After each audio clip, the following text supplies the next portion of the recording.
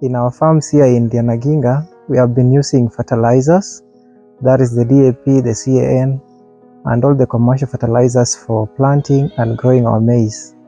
But then later we realized that the production of the maize went very low and we could not get very good yields.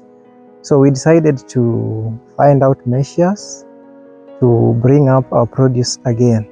So we joined the Livelihoods Biodiversity group through the CIAT, and they came in with a training where they took our soil samples, they went to the laboratories, did the testing, then they brought back the result. From the analysis, we realized that most of our soils in Vihiga County are acidic, and this has been brought about by overuse of chemical fertilizers alongside other land uses that contribute to deterioration of the soil. Some of our soils have been washed away by the rain, soil erosion. So some of the unsustainable practices include monocropping. People have also been doing the same thing every year, planting maize and beans, They try intercropping but on a smaller scale. And we also have a lot of practices such as over-tillage of land, which contributes to deterioration of the soil.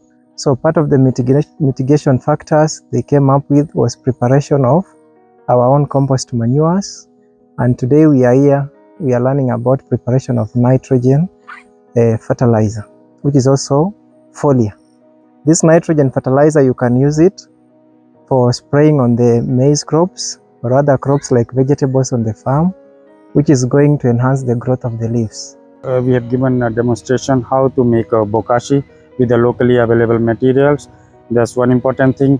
Another thing, we have also trained farmers to make a biological liquid nitrogen fertilizers that helps in adding the organic nitrogen to the crops and replacing the chemical fertilizer. The training we have undergone now, we found that there are more ways of adding more nutrients to our soil, and which will not take a much longer time. Now today we've been taught about the making of bokashi. So the bokashi is a way of making a manure which will be ready within 2 weeks. It's important that we concentrate and focus more and more on sustainable farming practices. Most importantly, when we talked about the challenges, so that can be replaced. Let's say about the physical structure of the soil, how to improve. So we do the reduced tillage, we try to improve the soil compaction, the soil structure, the soil where the soil has a good capacity to retain moisture and a good aeration capacity, and that can be improved with addition of the organic matter, where our soils are very compact, and that can have the pore space, that can open the pore space for helping to absorb the moistures and the aeration in the soil. From this training, we have learned that there is no bad soil. It is only the practices and management that we have learned today that can improve the soil fertility in any given area.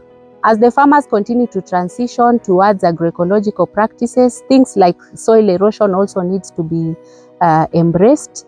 Practices like mulching, especially now in the dry season where we have minimal rainfall, also need to be embraced to ensure that we have healthy soils. I'm going to be a TOT back home to tell them about good soil and bad soil, how to maintain good soil and how to reclaim the bad soil. So as a teacher, I am going to use this knowledge to educate my members of the community so that we go back to the olden ways of maintaining our soil structure and bringing up good yields that are free from diseases and that are going to be healthy and nutritious. Kama mkulima mwenye nimepata elimu, hatukuwa wote wenye tumepata. Nimepata education ya kuwasanya pamoja, kuwafunza hata kanisani, barasa na kwa community, door by door health education. Restoring soil fertility in Vihiga will contribute towards higher yields for the farmers. It will also ensure a more sustainable ecosystem, because with healthy soils we can be assured of a healthy environment.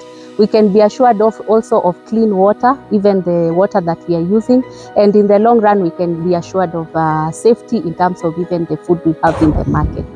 Soil health is a responsibility for everyone. Is either we are as a researcher, or either an extension, or a farmers, or either it's a government or an policymaker. So it's a collective responsibility for everyone to work on the soil health and to protect our soils.